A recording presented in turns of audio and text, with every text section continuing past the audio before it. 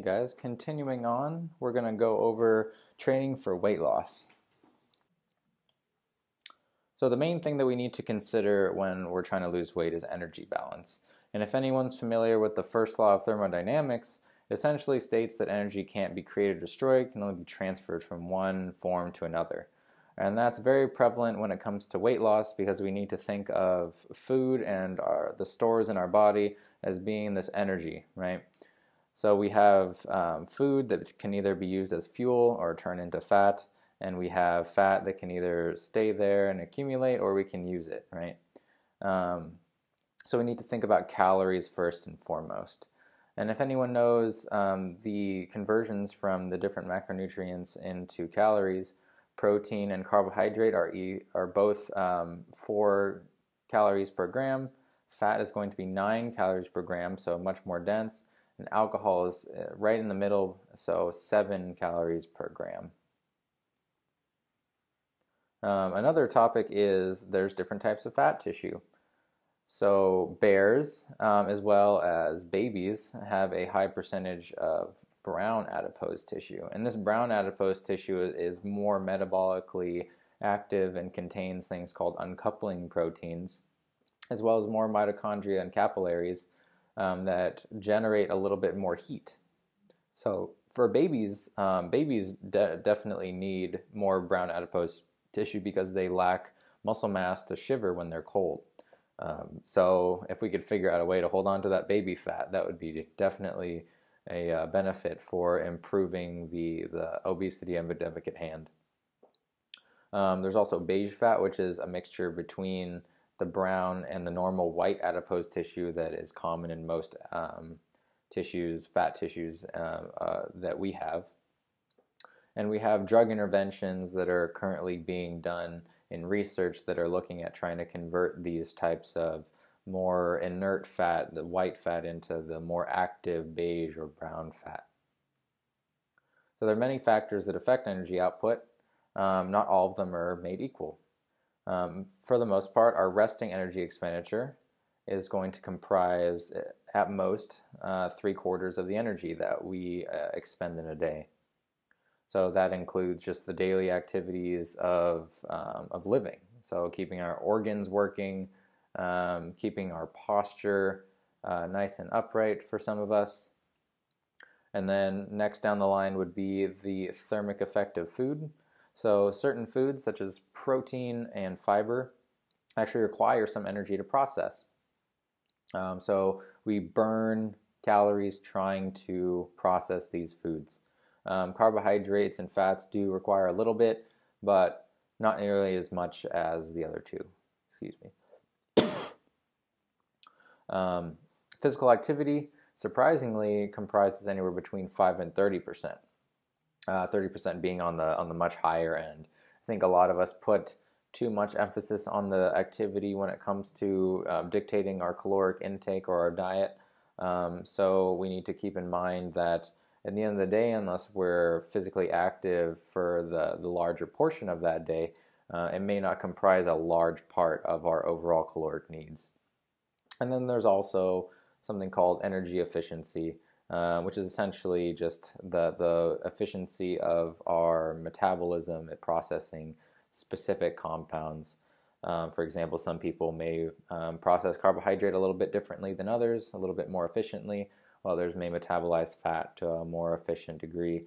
And everyone can kind of think of some of those professional eaters who can eat copious amounts of food and never gain any weight. I would assume that there's something metabolically that's going on with them.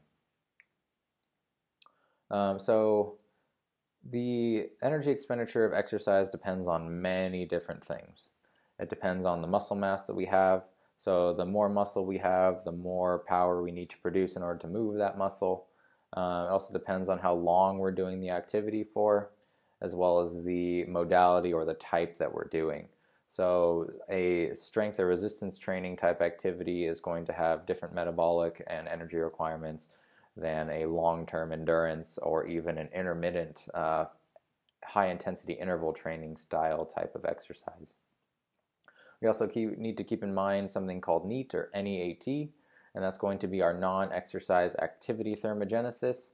which basically relates to the energy that we burn during normal activities that we wouldn't necessarily consider purposeful exercise. So that could be anything from getting up and walking to the coffee room or the break lounge or something like that. It's not exercise that we're intentionally doing for the purpose of doing exercise, right? It's just movement to do our daily activities. But another acronym, which is the same as the former, is also neat, and it refers to non-exercise adaptive thermogenesis. And when we talk about this, we're actually referring to a concept that allows our body to maintain its normal homeostasis, which is just maintaining the normal boundaries of our bodily function within certain ranges.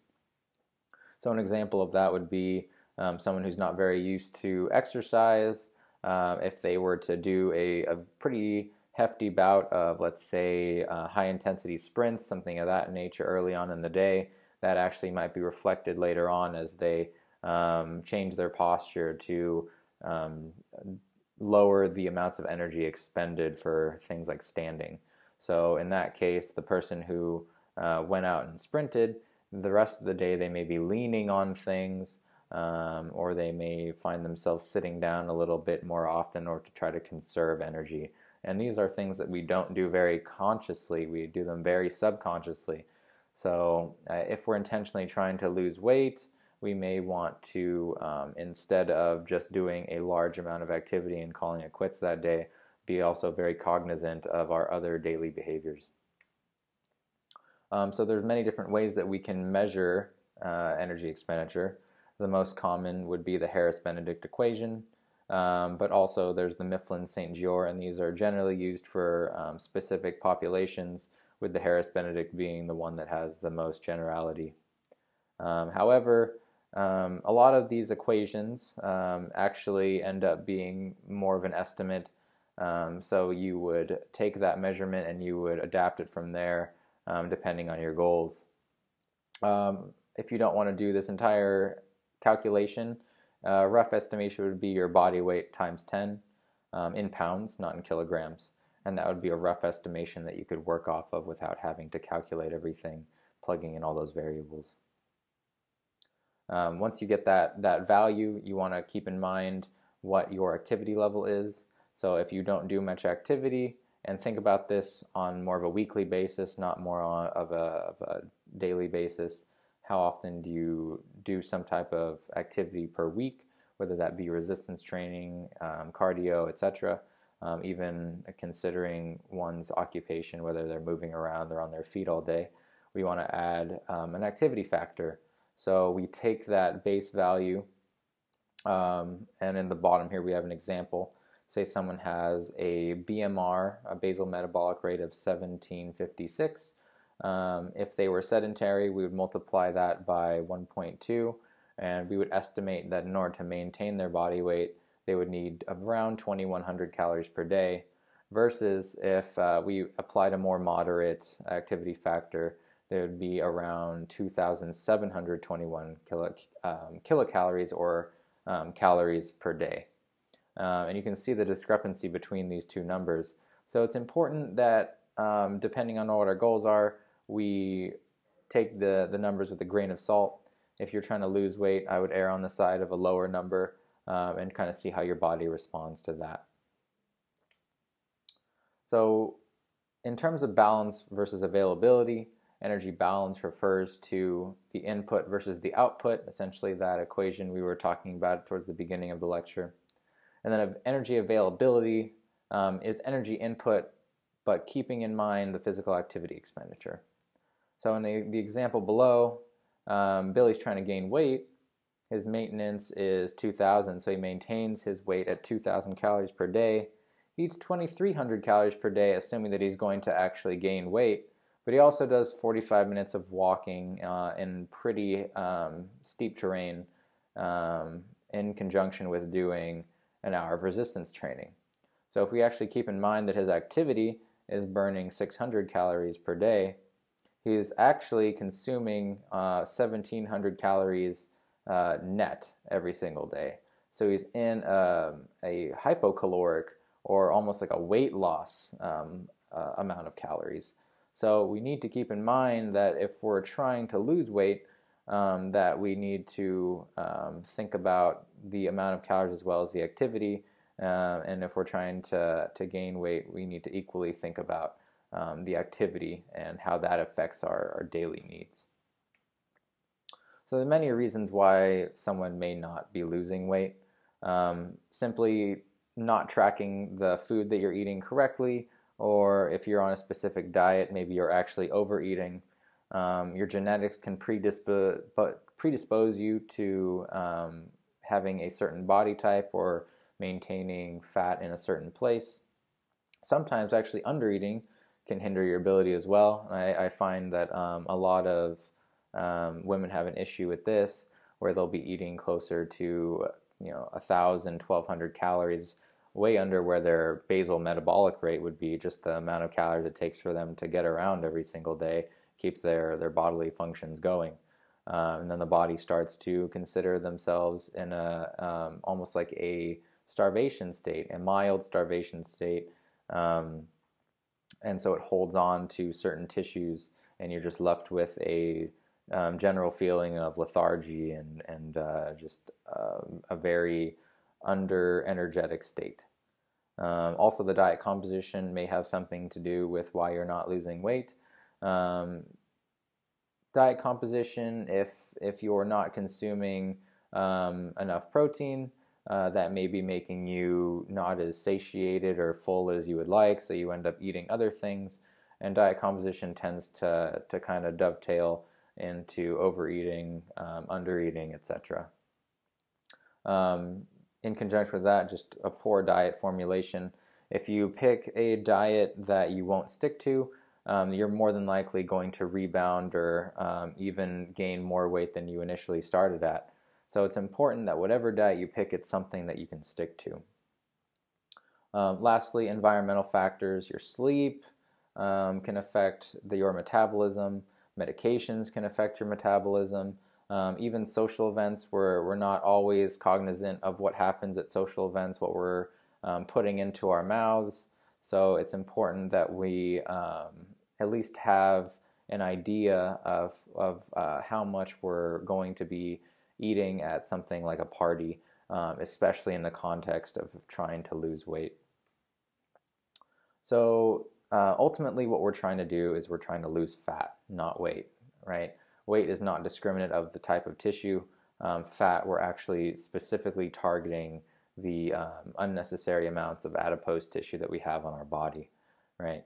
So one thing to keep in mind is that with these processes, if you lose fat, there's also a small amount of concomitant muscle that you're going to lose.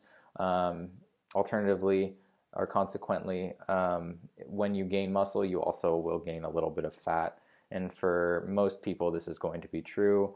There are super lucky individuals out there who may have a very skewed ratio, where when they try to gain muscle, they gain almost exclusively muscle, and when they try to lose weight, they almost exclusively lose fat. But those people are, pardon the use of the phrase again, few and far between. So for most people, what I would recommend is a lower deficit or a smaller surplus. So we want to make sure that if we're trying to lose fat, we do it slowly. If we're trying to gain muscle, we do it on the slower start. But for people who are severely obese, they might be able to be a little bit more aggressive, maybe losing up to 2 pounds a week, or around a 7,000 calorie deficit in very specific contexts. Or if you're a hard gainer and have a hard time putting on weight in general, a larger surplus. I wouldn't recommend necessarily more than 500 or 600 calories, but listen to what your body says, how it responds on the scale, how you look on a daily, weekly, or monthly basis, and adjust accordingly. So gender also makes a difference when it comes to our perceptions of fat. So males tend to actually carry a little bit more fat around the waist, and that's called android obesity, more similar to an apple shape, whereas females tend to have a higher tendency for fat around the hips, which is known as gynoid or pear obesity. And that tends to be from a biological perspective, where women accumulate fat in areas where it would benefit them. If they were to fall, it would protect a lot of their vital organs, as well as a potential child in the womb. So that's something to keep in mind as well. Also, when we gain fat, we also gain fat in a sequential manner. So if, let's say, we put on fat in our stomach area first, and maybe the last place that we put on fat is somewhere in our face, generally what will happen is when you attempt to lose weight, you'll lose that weight first in your face, and then you will lose it last in that area where you had first gained it.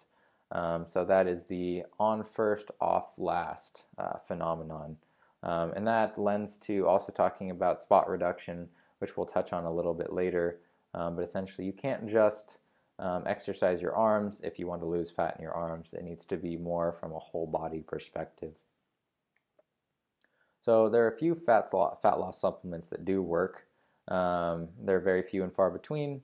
Caffeine is one of them, but as I spoke about in the last lecture, we need to make sure that we're staying sensitized to the caffeine, so not constantly consuming it if we're doing that for a weight loss benefit. However, caffeine can have the benefit of making us a little less fatigued, so that way we can actually do some exercise with maybe a little bit more vigor in our step. Yohimbine is one that can be beneficial. However, the data kind of says that we need to be fasted in order for that to work, or at least not triggering an insulin response through carbohydrate and even protein ingestion to some degree. Food such as the protein and fiber, like I mentioned before, have a higher thermic effect. So that's actually some passive caloric burn that we would be getting just through eating and changing the composition of the foods in our diet. Lastly, illegal substances, ephedrine, as I mentioned before, growth hormone, even some stuff as dangerous as meth. All that stuff works for losing weight, but it's also extremely dangerous and very easily abusable.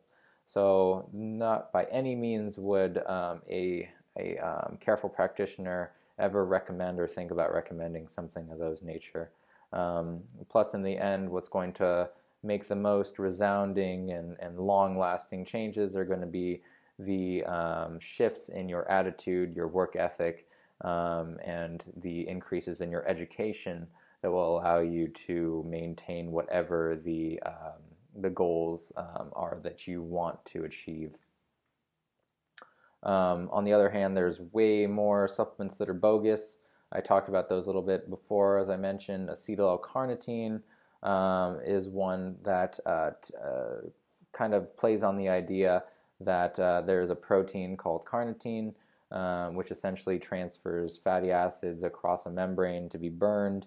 However, most people aren't going to be deficient in carnitine unless you're not getting enough protein. But in that case, in the case of someone who gets enough protein, you're definitely not going to be deficient in carnitine, so there's no added benefit of consuming extra.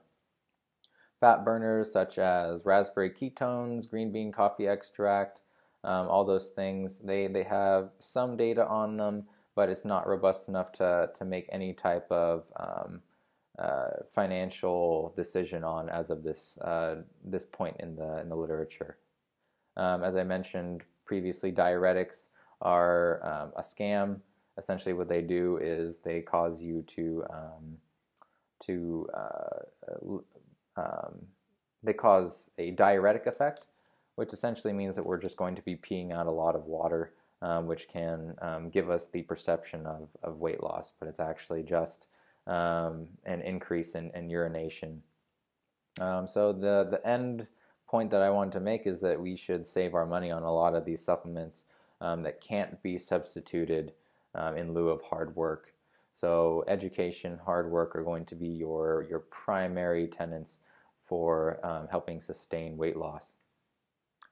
Some really common fat loss training myths. The fat burning zone is one that you'll commonly see on treadmills, and that tends to bring your heart rate to about 60 to 70%. However, the data has shown that in terms of weight loss by the end of a trial, those who worked higher to the 85%, closer to max percentage of heart rate, actually saw very similar results. So while the amount of fat that we're actually burning in the fat burning zone may be a higher percentage, the total fat loss that we see is equal depending on is equal overall regardless of the type of exercise that the participants were doing. So in a vacuum or in isolation, that percentage of heart rate may be beneficial for burning fat, but at the end of the day, what we actually want is a reduction in fat tissue. So the fat burning zone is something that has no real evidence supporting it for fat loss itself. Fasted exercise is another one that tends to be equal to fed exercise. So unless you prefer exercising on an empty stomach, I wouldn't necessarily recommend that. Plus, some people function a little bit better. They're able to train with a higher efficiency when they consume food, so keep that in mind. Lastly, spot reduction. When I talked about gynoid and android obesity, we want to make sure that we're not thinking that if we're trying to lose fat in our hips that we're just doing squats. If we're trying to lose fat under our arms, under the tricep, we're not just doing tricep extensions, but we're thinking from a more whole body comprehensive approach. So we want to lose overall body fat by increasing activity, not necessarily targeting specific body regions, and the fat will come off over time in the specific order that it comes off, related to the on first, off last phenomenon. So that ends my lectures for this class. I hope you all enjoyed my little rants / lectures on the topics. If you have any questions, feel free to email me. My email should be in the end of that introduction video that I uploaded towards the beginning of the semester. If not, I'm sure Mandy would be more than willing to give you guys my email, and I'd be more than happy to answer any questions.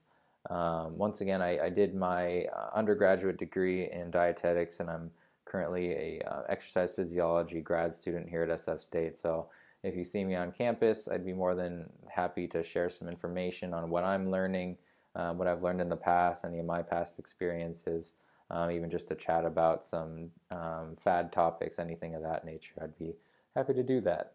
And once again, I'd like to thank Mandy for the opportunity to speak to you guys.